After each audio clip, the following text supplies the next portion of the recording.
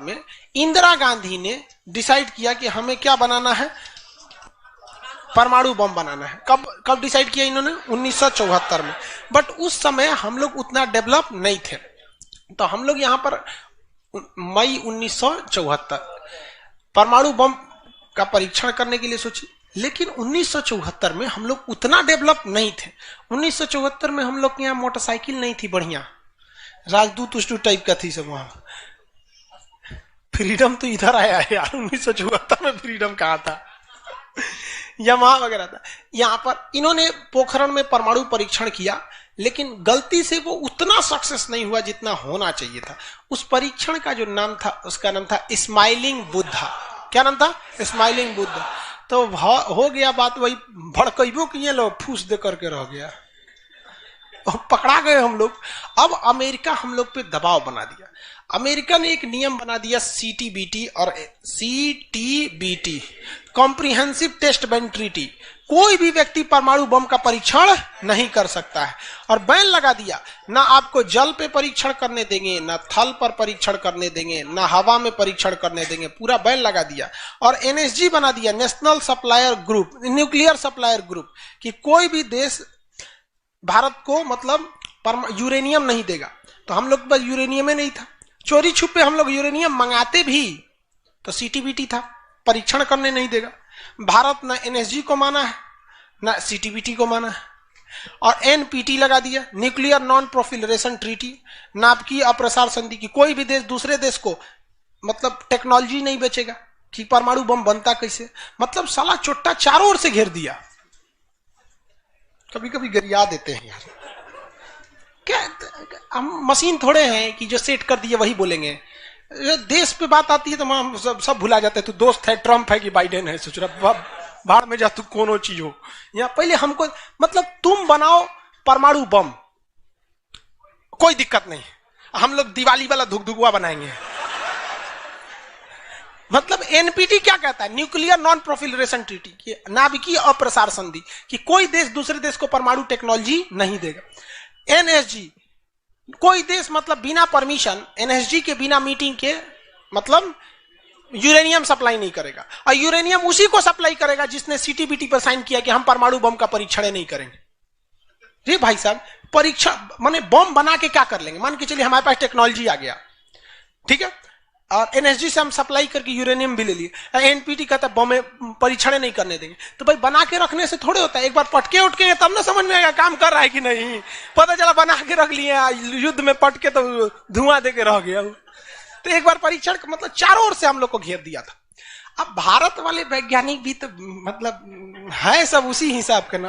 भारत वाले ने कहा कि एक काम कीजिए, एक समझ में नहीं आ रहा है, अमेरिका से कहिए तू हमारे यहाँ परमाणु बिजली घर लगाओ।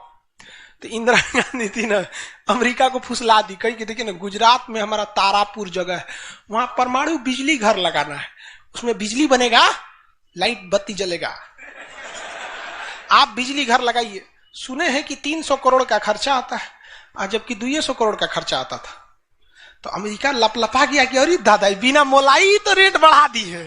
अजब हाल है भाई, महिला मोलाई ना करे, ऐसा हो सकता है? महिला को कोनो सामान फ्री में कहेंगे तो कहेगी 2 गो दे दो।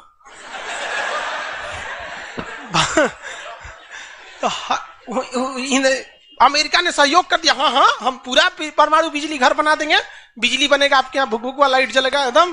तारापुर में 1972 में बिजली घर लगा दिया। अब बिजली घर चलेगा कैसे?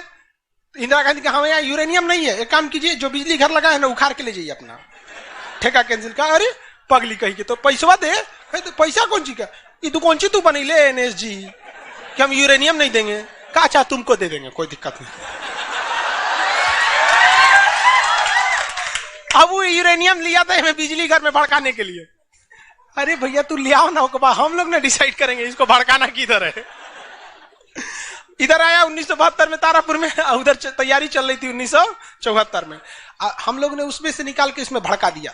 बाद में पता चला गलती हो गया, अमेरिका होशियार निकला, जो यूरेनियम बिजली घर में लगता है वो 20% इनरीच रहता है, अब परमाणु बम में 80% इनरीच चाहिए होता है। हमसे गलती हो गया, ससुरा जातो गया भातो ना मिला, भड़काइयो दिए, बदनामो हो गए लोग, और सब सतर्क हो गया, सब हरक गया, सब देहात में बोला जाता है ना, हरक गया सब।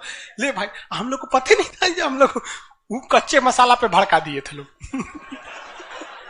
अब क्या हो, इस सब 75 को नियम लगा दिया, हम लोग को कोई देता ही नहीं था। तो बस अब भारत में वैज्ञानिक, इंदिरा गांधी ने प्रोग्राम को कैंसिल नहीं किया, कहा कि बनाइए। अब भारत में धीरे धीरे आगे गए, एक से एक वैज्ञानिक मिल गए सब। उसमें एक चिदम्बरम थे, बहुत मशहूर वैज्ञानिक, और उसके बाद मिल गए हमारे एपीजे अब्दुल कलाम, सोने पे सुहागा। इन्होंने परमाणु बम बनाने की पूरी तैयारी कर ली। अब तब तक लेकिन कोई भी प्रधानमंत्री डरे उन लोग को खुली छूटे नहीं देता था कि परमाणु भड़काइए, क्योंकि अगर फूस हो गया, देखिए भड़क के सक्सेस हो गया तो किसी के बाप की औकात नहीं फिर कुछ बोले। भड़का दीजिए उसको, उसके बाद कौन सी बोलता है, ले आओ रे, ले आओ तो कौन सी है नहीं। लेकिन अगर भड़काए और फूस कर गया तब तो पिटा जाएंगे। जापान पर परमाणु बम मार दिया था अमेरिका, जापान चुपचाप देख लिया था। जापान के पास परमाणु बम रहता ना, अरे बाप रे बाप, उनको तो दिखाया रहता, जापान मारा रहता ना, जिसका कोई हद नहीं। मजबूरी हो गई थी। तो भारत के सामने यही रास्ता था कि भैया अगर भड़का दिए और अगर सक्सेस नहीं हुआ तो इस बार माफी मिलने वाला नहीं है, क्योंकि 1974 में एक बार माफ कर दिया था। लेकिन अटल बिहारी वाजपेयी का जब नेतृत्व आया प्रधानमंत्री का, तो अटल बिहारी वाजपेयी ने कह दिया था भैया कुछ भी हो जाए, कुछ भी हो जाए, हमारा देश रहना चाहिए। आज के नेता रियलिटी बताते हैं। अटल, हम और आप उस पीढ़ी में से हैं जिन्होंने एक साथ दो महापुरुष को अपने देश में देखा, राष्ट्रपति के रूप में एपीजे अब्दुल कलाम और प्रधानमंत्री के रूप में अटल बिहारी वाजपेयी। और यह सौभाग्य पृथ्वी पर अब किसी को नहीं मिलने वाला है, क्योंकि ये ऐसे लोग थे जिनका अपना परिवार बाल बच्चा कुछ नहीं, देश ही समझा मतलब देश है, मतलब देश है यहाँ पे, और कुछ नहीं। यहाँ पे गलवान में चीन घुसा है ना, छोटा अटल बिहारी वाजपेयी रहते तो बता रहे, तो दिखने में बुढ़ा थे अटल बिहारी वाजपेयी। यहाँ पे बड़े बड़े जवान लोग का छक्का छुड़ा देते थे बॉर्डर पे। उन्होंने खुला छूट दिया एपीजे अब्दुल कलाम को, कहा कि आपको हमारे परमिशन की जरूरत ही नहीं है, आपको जो करना है करिए, हमको नहीं, हमको बस परमाणु बम चाहिए, हमारी सरकार रहे चाहे सरकार गिर जाए। और रियलिटी में है, भारत में अटल बिहारी वाजपेयी अगर परमाणु परीक्षण न करते तो भारत पर अमेरिका सैंक्शन नहीं लगाया रहता और अटल बिहारी वाजपेयी की सरकार नहीं गिर जाती। लेकिन अगर वो अपनी सरकार को सोचते तो कोई भी शिक्षक मंच पर खड़ा होकर किसी प्रधानमंत्री का खुलेआम तारीफ नहीं कर सकता, वरना कितने प्रधानमंत्री आए, कितने गए, किसी के लिए शब्द नहीं निकलता है। तो इतिहास हमेशा याद रखिएगा, आपको न्यौछावर करना पड़ेगा। यहाँ पर ऐसे चमचागिरी करने से किसी का नाम लेता आदमी, लेकिन विरोधी भी जिनका नाम लेते हैं ऐसे महापुरुष थे अटल बिहारी वाजपेयी, एपीजे अब्दुल कलाम। कोई है जो गिरियाएगा? हाँ, उसे जो अपने बेचारा शर्मा जाएगा, किसको बोल रहे। उन्होंने खुला छूट दिया और कहा कि जो करना है करिए। एपीजे अब्दुल कलाम कहे ठीक है, लेकिन अमेरिका को पता चल गया कि सोचा एपीजे अब्दुल कलाम चल गया हमारा, ये पक्का सफल कर देगा, तो उसने उसके ऊपर ना सैटेलाइट छोड़ दिया। अमेरिका से सैटेलाइट छोड़ा और भारत के ऊपर निगरानी करने के लिए। अब यही गलती कर दिया अमेरिका ससुरा। एपीजे अब्दुल कलाम को फुसलाने के लिए नासा बुलाया, आइए ना, आइए नासा आइए। तो एपीजे अब्दुल कलाम चल गए और कहा कि देखिए देखिए कितना बड़ा बड़ा मशीन है नासा में, ऐसा ना इंडिया में है, टूटल फूटल स्टेपलाइजर रख ले रहता है, स्टेपलाइजर का नट उठ जाता है तो पिलास से दाब के करता है। कहा वहां वैज्ञानिक बने, यहाँ आइए हम आपको नासा का हेड बना देंगे। यहाँ पर कहा कि ठीक है, हम नासा का हेड हम क्या करेंगे, हमारा कौन है, ना बाल बच्चा ना कुछ, एक को चीज है मेरे लिए, मेरा दुनिया में कुछ नहीं है, केवल और केवल मेरी भारत माँ है, आप वो भी छीन लेंगे हमसे, ऐसा थोड़े हो सकता है। उन्होंने कहा नहीं, और यहीं ससुरा उससे गलती हो गया। वहीं पर उन्होंने देख लिया था कि अमेरिका ने भारत के ऊपर क्या लगा रखा है, सैटेलाइट मॉनिटरिंग के लिए, और वहां पे उसने अमेरिका की सबसे बड़ी गलती हो गई। यहां आने के बाद उन्होंने बता दिया, देख भैया हम जो काम कर रहे हैं ना, सारा अमेरिका क्या कर रहा है, सैटेलाइट से देख रहा है। तो सब वैज्ञानिक का असर ले, भड़काने से पहले तैयारी करना पड़ता है 1.5-2 महीना की। अब क्या किया जाए, तो कहेगी देखो भाई, इस अमेरिका की जो सैटेलाइट जाता है ना, दोबारा घूम के आने में ना लगभग 1-1.5 घंटा का गैप हो जाता है। इसी बीच में जो करना है करो। कहा कि 1.5 घंटा में कौन सी करेंगे। तो अटल बिहारी वाजपेयी ने खुला छूट दिया था किसको, एपीजे अब्दुल कलाम। एपीजे अब्दुल कलाम ने कह दिया ना कि एक काम कीजिए, ऐलान कर दीजिए कि यहां मिलिट्री एक्सरसाइज होने जा रहा है, सेना यहां युद्ध अभ्यास करेगी, कैसे युद्ध लिया जाता है, एकदम ओरिजिनल युद्ध का मैदान। अब युद्ध में कहीं घर बन रहा है तो कोई पूछ रहा है काहे लिए बन रहा है, तो इसी पे जो बम मार के प्रैक्टिस करेंगे। घर नहीं बन रहा था, वो इसलिए बन रहा था कि परमाणु बम कितना खतरनाक होगा। लोगों को लगा कि फौज इस पे मार के देखेगी कितना तबाही मचा रहा है। भाई साहब बकलोल, वो तैयारी अब्दुल कलाम ने करवा रहे थे कि जब फोड़ेंगे तो देखेंगे कि घरवा उधियार है कि नहीं। तो लोगों को लगा हम मिलिट्री एक्सरसाइज कर रही है, सब चीज काम हो गया। लेकिन अमेरिका को कहीं ना कहीं भनक लग गया, क्योंकि हर घर में सतयुग से कलयुग तक साले विभीषण हर जगह मिलते हैं। भारत में कोनो जाके कह दिया वहां पर तो भनक लग गया। तो अमेरिका ने उस सैटेलाइट की टाइमिंग घटा दी। अब जो घंटों का गैप रहता था वो चंद मिनटों का गैप रह गया, 20-20 मिनट का गैप रहता था, लेकिन इन लोगों ने अपना काम निपटा के रख दिया था। लेकिन समस्या ये थी ना कि सब चीज तो बन के रेडी हो गया, हर चीज रेडी हो गया, लेकिन अगर परमाणु बम फोड़े और फूस करके रह गया, समस्या यही थी। भड़क गया तो टेंशन ही नहीं था। तब क्या किया गया, सैटेलाइट हुआ तो रहेगा, तो अटल बिहारी वाजपेयी का पूरा छूट था, एपीजे अब्दुल कलाम को इनको टेंशन ही नहीं था। उन्होंने कह दिया अटल बिहारी वाजपेयी से कि ये काम करते हैं हम अब आ गया, हम मई में इसका बम फोड़ देंगे, कोनो दिन में, 9 तारीख चाहे 11 तारीख, कोनो दिन हम फोड़ देंगे। तो कहें कि भाई आपको जो करना है करिए ना, हमको मत बताइए, हमको बस परमाणु बम चाहिए, बाकी अमेरिका कौन चीज करेगा हम देख लेंगे यहाँ पर। तो अटल बिहारी वाजपेयी से खुला छूट मिल गया। अब इन्होंने 9 मई 1998 डेट क्या कर दिया, डिसाइड कर, 2 दिन किया था, एक 9 मई को भी, फिर 11 मई को। पहले 11 मई 1998 शक्ति 98 कोड नाम था। जैसे अमेरिका का सैटेलाइट गुजरा, पूरी तरह से कैलकुलेशन हो गया था कि कैसे कैसे होने वाला। अमेरिका का सैटेलाइट जैसे गुजरा, तुरंत यहां पे भारत का परमाणु बम को ब्लास्ट किया गया। और जैसे ब्लास्ट हुआ तो जो मिलिट्री एक्सरसाइज कर रही थी उसको तो भेज दिया गया था 2 दिन पहले ही। जो बिल्डिंग विल्डिंग बनाई थी वो खाली पड़ल था, धाए दे गायब हो गया बिल्डिंग, पूरा धुआं धुआं हो गया, पूरा भयानक। अब परमाणु बम क्या हो गया, लगभग सफल हो गया। वैज्ञानिकों को लग गया था सफल हो गया, लेकिन भाई अब ये फोड़े, अभी कैसे पता चल जाएगा सफल हो जाएगा। आप अंदाजे ना बता सकते कि भाई इतना तबाही एक अच्छा ही बम ला सकता है।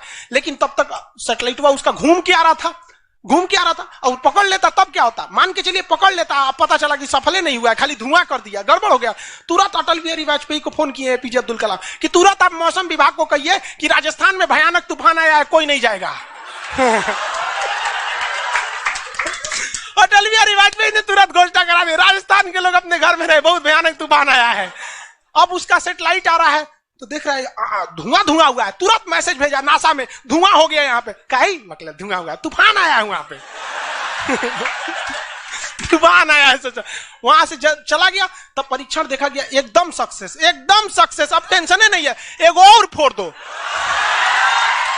2 फोड़ दिया गया, पूरी तरह से सक्सेस हो गया। और ससुरा अमेरिका को अभी तक पता है कि वहां तूफान आया है, अरे वहां दूसरा तूफान आया है। अब भारत में कुछ भी कहिए तो डर तो लगता है, भाई अमेरिका बहुत खतरनाक देश है। आज हम लोग भले शक्तिशाली हैं, 1998 में हम लोग को पाकिस्तान आके दिखा देता था, 99 की करगिल वार याद कीजिए। आज हम लोग बहुत आगे निकल गए, लेकिन उस समय बहुत पीछे थे हम लोग। अब डर तो था ही। अब भारत के प्रधानमंत्री सब राष्ट्रपति सुखपुकाइल थे, अमेरिका क्या करेगा, ओके पते नहीं। 9 तारीख बीत गया, 10 तारीख बीत गया, पता ही नहीं चला अमेरिका को। अटल बिहारी वाजपेयी अब्दुल कलाम से पूछे कि महाराज तो सोचा कुछ सुख बुगाइए नहीं रहा, तो पते ना चल। एक काम करते हैं, आप धड़ल्ले से फोड़ देते हैं, क्या फायदा है हम। तो फिर 11 मई को 3 और फोड़ दिए, 2 गायब करके। जैसे परमाणु बम निकला धाम से फोड़े, पता ही नहीं चला दूसरा। लेकिन भाई धड़ाधड़ 5 फोड़ दीजिएगा तो पता चल जाएगा कि नहीं पता चल। ये डाउट हो गया पाकिस्तान को, जनते का है। हम लोग फोड़ रहे थे यहाँ पे, अब भूकंप आ रहा था यहाँ। फोन किया अमेरिका को कि बकलवा आंधी उंधी ना उठ लो, फोड़ दिया वो परमाणु बम। अमेरिका ससुरा माथा फोड़ रहा है अपना, कह रहा है कि अब क्या करें हम। यहाँ पे नासा वालन को गरियाया, गिरे चोट्टा कहीं का, तू लोग को सैटेलाइट लगाओ, हाई लगाओ। वहां पे कौन चीज देख रहा था लोग वहां पे, कि हम तो बोलबे किए थे कि उधर दुका उठाया था, अपने ना बोल रहे थे कि आंधी उठल है वहां पे। अमेरिका आग बबूला हो गया और तुरंत अमेरिका का प्रतिक्रिया आया कि भारत को इसका बहुत भारी कीमत चुकानी पड़ेगी। तो भाई जिसकी कीमत भारी ना हो उसे चुकाने में मजा क्या है। और अमेरिका ने खुलेआम भारत को लड़का दिया कि अमेरिका कभी भी इस बात को स्वीकार नहीं करेगा कि भारत एक परमाणु संपन्न देश है। भारत को कभी भी अमेरिका इस बात की मान्यता नहीं देगा। अटल बिहारी वाजपेयी ने भी कॉन्फ्रेंस तुरंत मीडिया के सामने आए और कहे कि जो चीज हमारे पास है उसके लिए हमें किसी के प्रमाण की कोई आवश्यकता नहीं है, और जिस देश को यह लगता है कि हमारे पास परमाणु बम नहीं है या जिन देश को हम पर शक है वो आ जाना युद्ध के मैदान में, बताएंगे है कि नहीं है। यहाँ पे अब पूरी तरह तबाह हो गया। यहाँ पे अब अमेरिका माथा पीटते रह गया। अमेरिका ने आदेश दिया अपनी सेना को कि तैयार रहो। अटल बिहारी वाजपेयी ने आदेश दिया अब्दुल कलाम को कि जो बम बनाए हैं ना 2-4 फोटोकॉपी उसका रेडी रखिए, फोटोकॉपी मतलब उसका बना होना के रेडी रखिए, क्योंकि सेना की लड़ाई में भाई आर्मी टू आर्मी बहुत दिक्कत हो जाएगा, एडवांस है वो बहुत। आज के वक्त में भी हमारा हथियार वहीं से खरीद के आता है। भारत ने भी डिसाइड कर लिया कि जो होगा आपकी परमाणु बम से होगा। अमेरिका भी डर गया कि ना भाई इससे लड़ना अब ठीक नहीं है। पाकिस्तान वो बम बना के रख ले था, डरे नहीं फोड़ रहा था। एक हफ्ता तक देखा कि भारत को क्या हो रहा है क्या हो रहा है, देखा कि कुछ नहीं हुआ, इहो चुप पे फोड़ दिया। अमेरिका एकदम ककुआ गया, एकदम कह रे चट्टा कहीं का तू क्या फोड़ा रे। तो पाकिस्तान में झाड़ दिया अमेरिका को कि हमरे बोलेंगे कमजोर जान के, हाँ फोड़ ले आपके आप बाई तो एकरा नहीं बोलेंगे आप, हम कमजोर हैं तो हमरा बोल देंगे। एक काम कीजिए आप भारत को जो सजा दीजिएगा हम भी वही सजा काट लेंगे। सोचा हमरे पे खेल गया। हम ही लोग पे खेल गया पाकिस्तान। अब भाई अमेरिका टेंशन में आ गया। अमेरिका ने भारत पर एम्बार्गो और प्रतिबंध लगा दिया, जैसे अभी सऊदी अरब पे प्रतिबंध लगा दिया, कल के वीडियो में बताए थे, सऊदी अरब का डस्टबिन बना दिया वहां के। तो वहां पर अमेरिका ने भारत पर प्रतिबंध लगा दिया, कोई देश भारत से सामान नहीं खरीदेगा, जो जो चीज जरूरत की थी सब चीज पर बैन लगा दिया। भारत की अर्थव्यवस्था डूब गई, पाकिस्तान की भी अर्थव्यवस्था डूब गई, लेकिन भारत को बचा लिया भारत के 55 लाख कुशल कारीगर जो विदेशों में काम करते हैं। आप प्रतिबंध लगाइएगा भी तो पूरी दुनिया का कारखाने ठप हो जाएंगे, क्योंकि हर जगह भारत के वहां वर्कर काम करते हैं। और अमेरिका या सीबीएसई वाले जो वर्कर होते हैं वो स्पेशलिस्ट होते हैं, पेंट मारता है तो पेंटे मारेगा। भारत का मिस्त्री मल्टी टैलेंटेड होता है, पेंट मार रहा है उसको कोई काटी ठोक दो तो बिजली वाला काम कर दे, तो हाँ तार और घींच देते हैं। मल्टी टैलेंटेड होता है और काम भी बहुत ज्यादा करता है। काम हम जब 5 बजे कर देगा तो आदमी अच्छा बोरा नीचे उतार दो, तो ये सब बड़ी काम कर देता है, मेहनती होता है सर, कोई दिक्कत नहीं है उन सब में। खाना नहीं भी है तो कोई दिक्कत नहीं, निकालेगा तो खई नहीं है चालू। तो पूरी दुनिया से भारत को पैसे आ रहे थे, पूरी दुनिया भारत में क्या, भारत के हजारों वर्कर लाखों काम कर रहे थे, भारत में पैसा आ रहा था, तो हमारी अर्थव्यवस्था पर उतना भयानक प्रभाव नहीं पड़ा। लेकिन पाकिस्तान की अर्थव्यवस्था तबाह हो गई। इसकी यहां के कोई वर्कर को ले भी नहीं जाता है। अरे चोटा कब मार करेगा कोई ठीक है नहीं है यहाँ पर। ये सब इतने बड़े बैल होते हैं सब पाकिस्तान वाला। अगर पाकिस्तान के एक मोहल्ला से 5 आदमी विदेश गया है ना, वहां अच्छा से हंसी खेसी ड्यूटी कर रहा है, अगर उसके परिवार में यहां झगड़ा होगा ना तो दोनों हुआ झगड़ा कर लेगा सर, तो अब्बा काहे मर लो हमरी खाला को हुआ मार कर ले। उसकी अर्थव्यवस्था पूरी तरह से बर्बाद हो गई। अब पाकिस्तान के साथ अजीब सी दिक्कत था, अमेरिका अर्थव्यवस्था बर्बाद कर दिया, लेकिन पाकिस्तान भाई साहब हरामियों में नोबेल पुरस्कार मिलता तो हर साल यही लाता। इसने कहा कि एक काम करते हैं, अमेरिका ने हमको ऐसा बर्बाद किया है कि परमाणु बम होने के बावजूद हम तड़प के रह जा रहे हैं, हम भी अमेरिका को तड़पाएंगे। यह कहता है ना कि हम किसी से खरीद नहीं सकते हैं, व्यापार नहीं कर सकते, एक काम करते हैं हम परमाणु बमें बेचते हैं। ससुरा उत्तरी कोरिया को बेच दिया, किंग जोंग पगला को देखे उसका टेक्नोलॉजी पाकिस्तान दिया है, सद्दाम हुसैन को, ईरान को, सबको बेचने लगा कि सारा थ्योरी ले आके देखता था कि देखिए ऐसे ऐसे परमाणु बम बनता है, लीजिए 20 करोड़ दीजिए जाइए। अब अगला हिसाब 1 महीना तो काटेगा आदमी, अगला हिसाब देखे। अमेरिका कर रहा है पाकिस्तान में चोट्टा क्या कर रहा है, क्या कर रहा है, मरे हम भूखे मरे, आप प्रतिबंध हटा दिए और नहीं तो हम इसको फेसबुक पे डाल देंगे।